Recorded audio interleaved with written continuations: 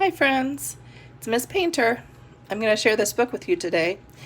It's called Pigsty by Mark Teague. This book is really fun. It's a fun book with great pictures. The pictures go really well with the story, with the text in the story. It's about this little boy named Wendell who has a really messy room. And his mom wants him to clean it up. She says it's so messy that it's turning into a pigsty, which is where the name of the book comes from. A pigsty is a place where pigs live. And his mom doesn't mean that it's turning into a pigsty for real, but she's comparing his room to a pigsty because pigs are messy animals and his room is super messy. Let's see how messy. Pigsty. Monday afternoon, Wendell Foltz's mother told him to clean his room. It's turning into a pigsty, she said.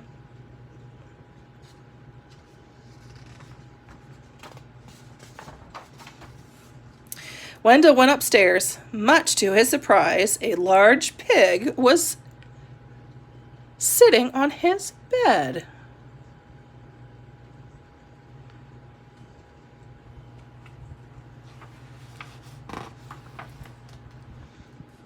"Pardon me," said Wendell.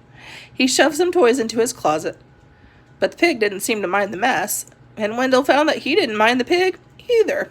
He decided to take a break. So he put some stuff in his closet. Now he's going to take a break. Okay. When Wendell's mother came back to look at his room, the pig was hiding, but the mess was still there. She threw up her hands. "Okay, Wendell," she said. "If you want to live in a pigsty, that's up to you." Wendell could hardly believe his luck. Now I can live however I want. He didn't even worry when he came home on Tuesday and found a second pig in his room. The mess had grown a bit more, but he was able to jam most of it right under his bed. "Pigs are all right," he said, "as long as it's only one or two." In fact, they had a wonderful time. They played Monopoly until late each night and left the pieces laying all over the floor.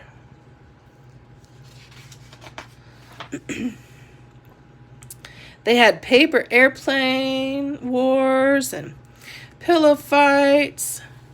The bed became a trampoline.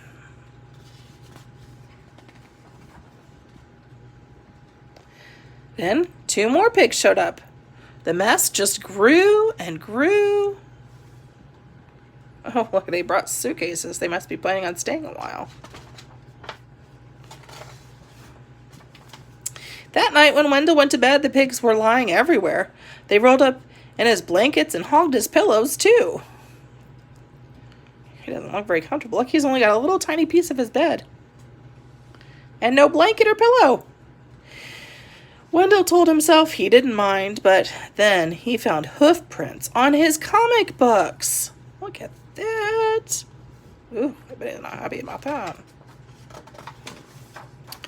And Friday, when he got home from school, he saw that someone had been sitting on his basketball. And his baseball cards were chewed.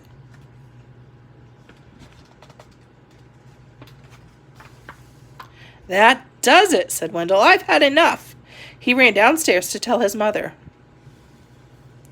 "Sorry," she said, "but your room is your responsibility." She handed him a broom. Wendell started to complain. The mess was too huge. But suddenly, he remembered a saying that he'd heard, that many hooves made light work. He marched upstairs and organized a cleaning crew.